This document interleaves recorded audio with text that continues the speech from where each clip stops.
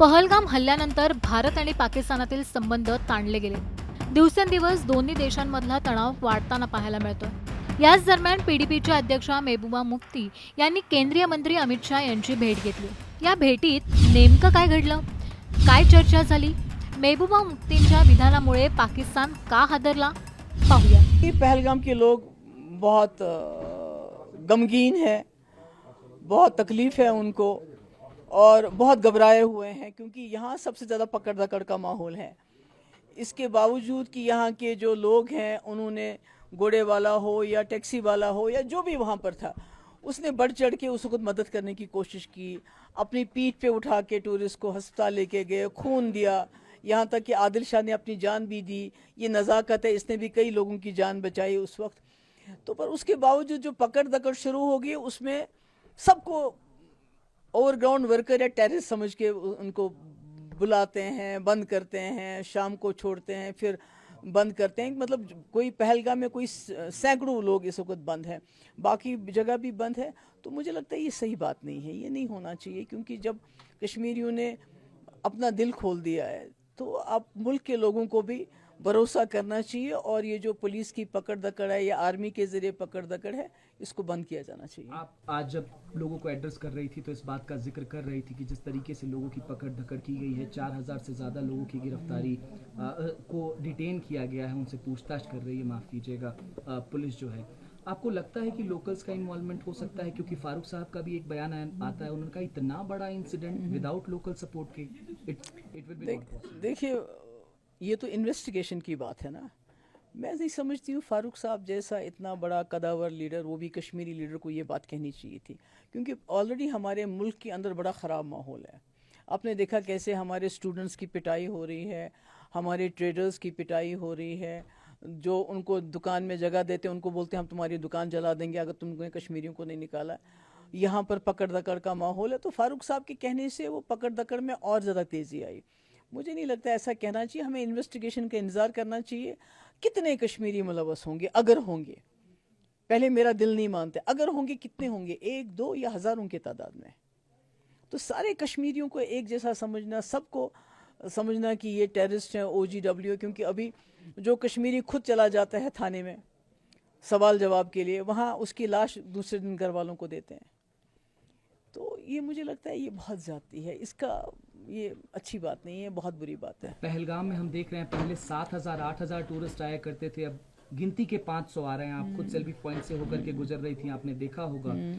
अब तो अमरनाथ यात्रा शुरू होने वाली है, पवित्र यात्रा है, लाखों लोग पार्टिसिपेट करते हैं। एक डर जो है वो पूरे देश में फैला हुआ है कि पहलगाम से ही यात्रा करनी है, आए कि ना आए। आप खुद यहाँ पर मौजूद हैं और कश्मीर के एक आम नागरिक होने की वजह से, एक हिंदुस्तानी के होने की वजह से आप क्या मैसेज देना? नहीं, मैं आज इसीलिए पहलगाम आई। एक तो मैं लोगों की बात सुनना चाहती थी, मैंने सुना लोगों में डर है, खौफ है, उसको दूर करने के लिए। दूसरा, ये जो टूरिस्ट हैं, कुछ लोग आए हैं, मैं उनको सलाम करती हूँ और ये बताने के लिए आई हूँ कि कश्मीर जो है वो आपका इंतज़ार कर रहा है, खासकर जो हमारे यात्री आएंगे। आज तक यात्रा जो भी आई है पहलगाम में कभी हमला नहीं हुआ है, ये पहली बार आज हुआ है कि टूरिस्ट पे हमला हुआ। और पहलगाम के लोगों ने हमेशा यात्रियों का खुल के स्वागत किया है। और एक बार जब तूफ़ान आया था तो न सिर्फ पहलगाम बल्कि पूरे कश्मीर के लोगों ने उनको अपने घरों में रखा। तो यात्री हमारे मेहमान हैं, वो पहले भी आते रहे, अभी उनको आना चाहिए। घटना के बाद से ही लगातार जो टेरर की फैक्ट्री चलाता है पाकिस्तान, उस पर कदम जो है भारत सरकार उठा रही है। अब एक लॉबिंग की जा रही है और कहीं ना कहीं भारत सरकार प्रयास भी कर रहा है कि FATF की ग्रे लिस्ट में पाकिस्तान को शामिल किया जाए। ये तो बहुत बड़ी बातें हैं। मैं तो इस इकोनॉमिक्स इतना ज़्यादा नहीं समझती हूँ, वो तो वो जाने। इस हमले के बाद भी गीदड़ भपकियां लगातार आ रही हैं पड़ोसी मुल्क से। तो मैं बिलावल भुट्टो जरदारी कह रहे हैं कि अगर सिंधु का पानी आपने बंद किया, या तो उस दरिया में पानी बहेगा या तो आपका खून बहेगा। वो तो मैं नहीं, वो तो आप बिलावल भुट्टो से ये सवाल पूछ सकते हैं, इसका तो जवाब मैं नहीं दे सकती।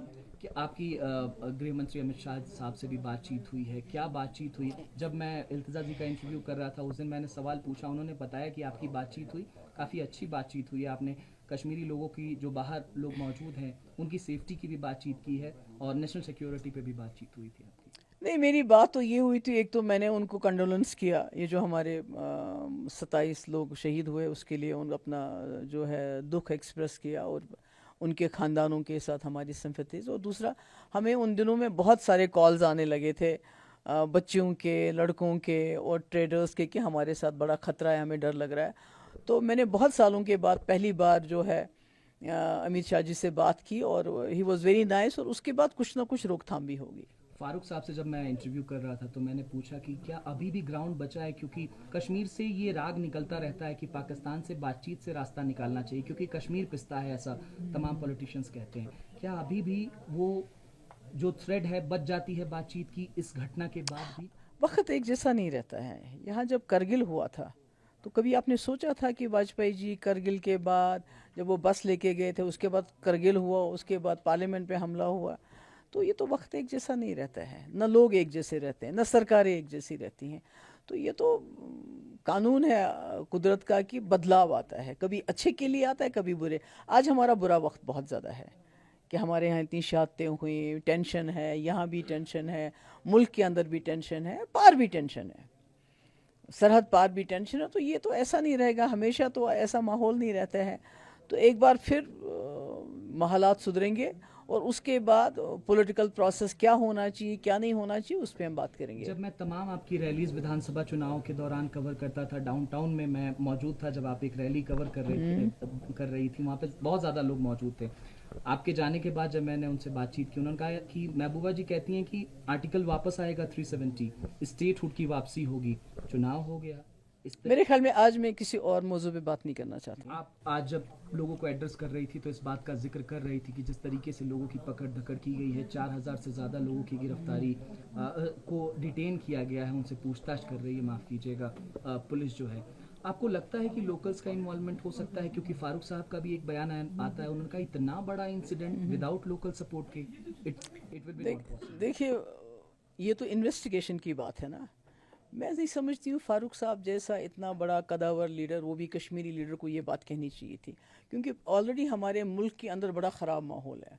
आपने देखा कैसे हमारे स्टूडेंट्स की पिटाई हो रही है, हमारे ट्रेडर्स की पिटाई हो रही है, जो उनको दुकान में जगह देते हैं उनको बोलते हैं हम तुम्हारी दुकान जला देंगे अगर तुमने कश्मीरियों को नहीं निकाला। यहाँ पर पकड़ दकड़ का माहौल है। तो फारूक साहब के कहने से वो पकड़ दकड़ में और ज़्यादा तेज़ी आई। मुझे नहीं लगता ऐसा कहना चाहिए, हमें इन्वेस्टिगेशन का इंतज़ार करना चाहिए। कितने कश्मीरी मुलवस होंगे, अगर होंगे, पहले मेरा दिल नहीं मानते, अगर होंगे कितने होंगे, 1 2 या हज़ारों की तादाद में। तो सारे कश्मीरियों को एक जैसा समझना, सबको समझना कि ये टेररिस्ट हैं, OGW, क्योंकि अभी जो कश्मीरी खुद चला जाता है थाने में सवाल जवाब के लिए, वहाँ उसकी लाश दूसरे दिन घर वालों को देते हैं।